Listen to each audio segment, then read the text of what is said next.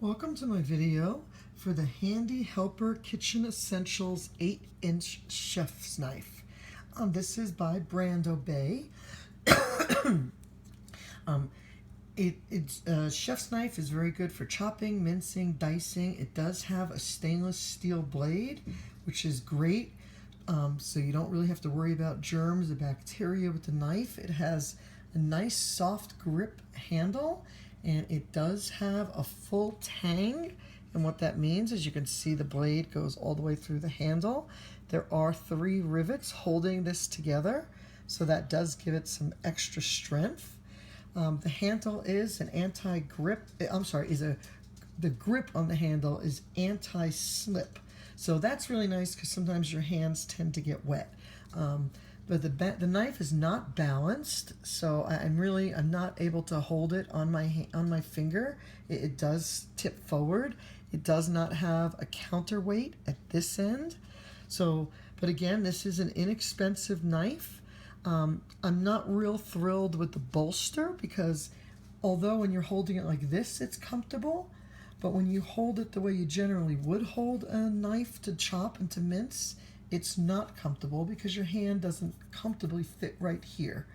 And it doesn't have any divots or dimples on the blade.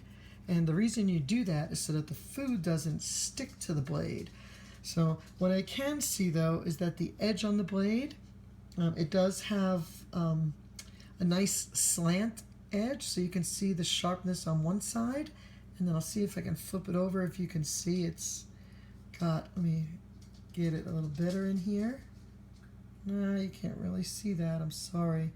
But it is not as sharp, so the angle is different on each side of the blade. Yeah, I think you could just see that. So what I'm going to do is I'm going to cut up a couple of things and show you real quick. It's a little backwards for me, so I'll try to do it this way. But here's an onion. This would be something typical that you would do with a knife. And generally you go, and you can see it's going through it. I do have to put a little force. Another thing that you would do with a knife like this is that you would actually do some chopping. So you would chop like that. Excuse my fingers. I hope you can actually see. I'm going to take my fingers out of the way. So I'm going to flip it around. So, I mean, it is chopping, but what you can see is it's not, I mean, this is a $12.97 knife. So for that price, yes, you're getting a good knife. But you can see the food sticks to the knife, and that does not happen when you have the divots.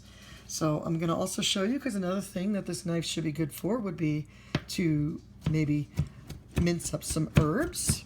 So here's some parsley, and you can see it is not going through the parsley very well. It's breaking it up. It's smashing it and bruising it. So let me push a little harder. But then, you know, it is hurting my hand to push a little bit harder.